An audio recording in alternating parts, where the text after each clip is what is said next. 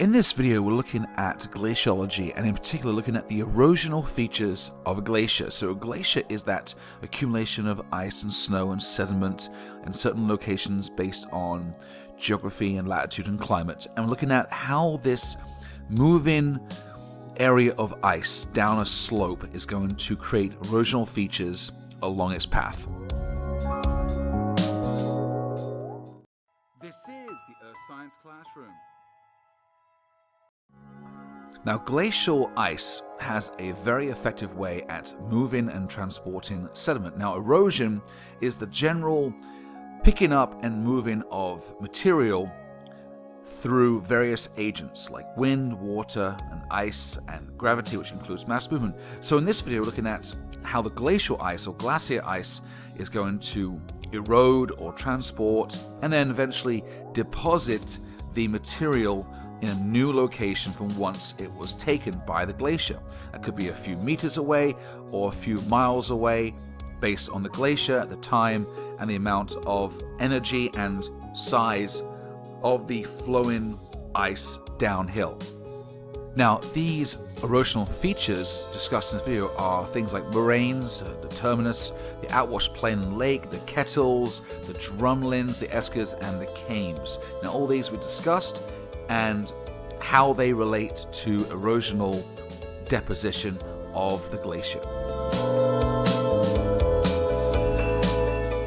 So before getting into the erosional features or the deposition of the glacier ice or the glacier itself, looking at the general whole holistic view of a glacier. Now, this happens with both a valley or alpine glacier and a continental glacier or an ice sheet, whereby you have these features in this video in both of these types of glaciers, but the focus will be on the zone of ablation and the terminus, and the next part will look at this area in more detail.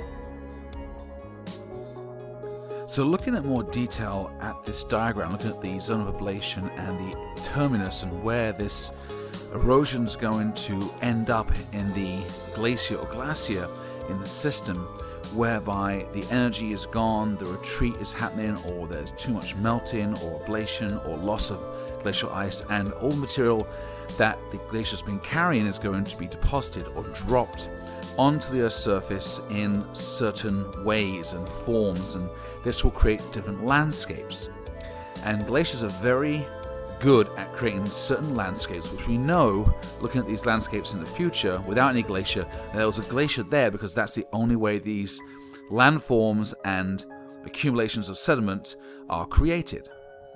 So the material carried by a glacier is called till, T-I-L-L. This is the sediment, this is the material, and it can be unconsolidated in different sizes, from boulders to grains of sand. But when they are deposited in certain formations, and these formations obviously have their own name. Now, the main ones are looking at moraines. Now, moraines are an accumulation of till that form in hills that kind of are perpendicular or even parallel with the glacial flow. Now, the moraines happen at the edges of, or the end of the glacier. It's like the dumping of all this sediment. So the terminal moraine, which happens at the very end of the glacier, the extent where the furthest it went, the glacier to push the sediment. You also have the lateral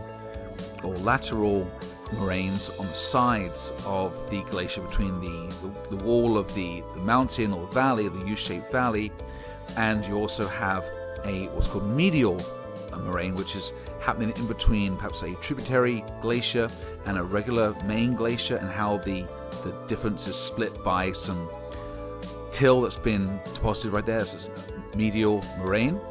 And also this can be a active or inactive system. So an active moraine, or any part of this erosional landforms, an active part would be where the glaciers physically add into the amount of till that a landform is formed from.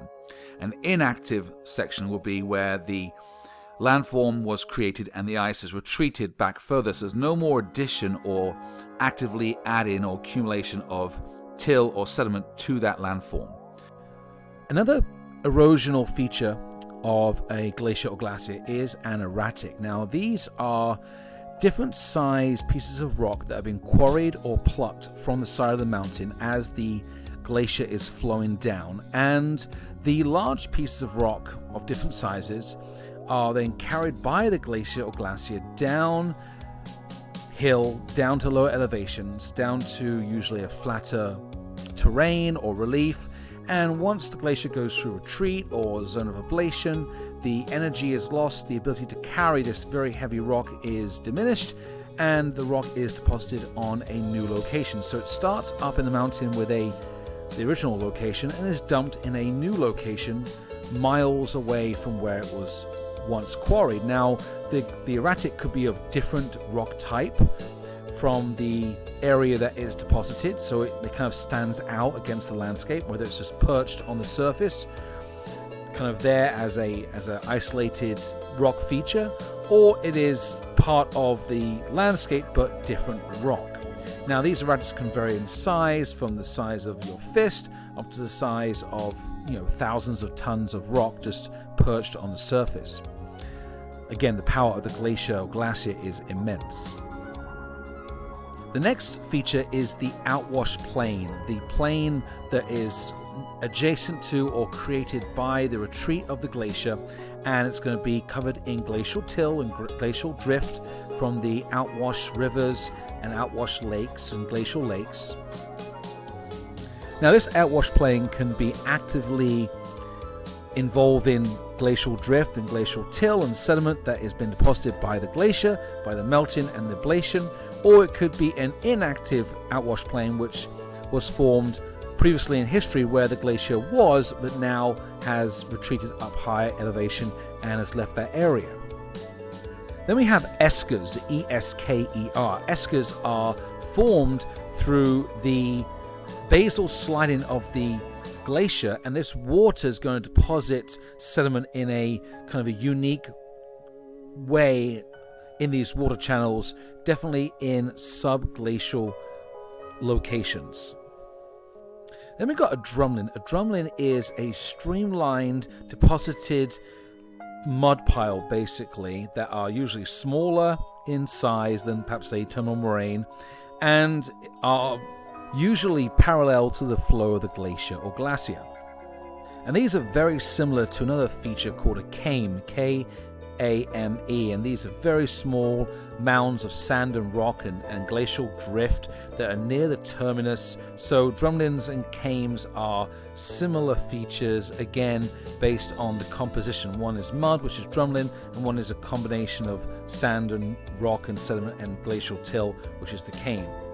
Then we get the kettle. The kettle or kettle lake can also be this pit. So what happens is a chunk of ice is going to break off from the glacier, from the terminus, like an iceberg but on land, and that ice is going to melt and leave a depression in the surface terrain or relief, and that will fill in with sediment or water, and can cause a kettle or a kettle lake.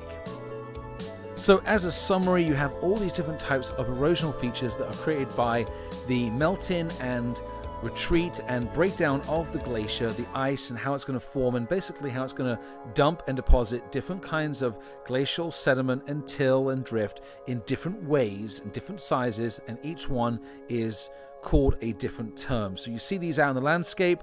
They can be somewhat easy to spot sometimes, or hard to spot and kind of blend in with the environment and the landscape, but if you look hard enough, you can see these different features, and you can tell where the glacier was and the history of the glacier, and perhaps the size of the glacier because of the amount of sediment that has been deposited. Thank you so much for watching the video. I hope you enjoyed it. If you like it, please subscribe and hit the like button. If you like more on this content, please check out my channel, which has all these videos on earth science.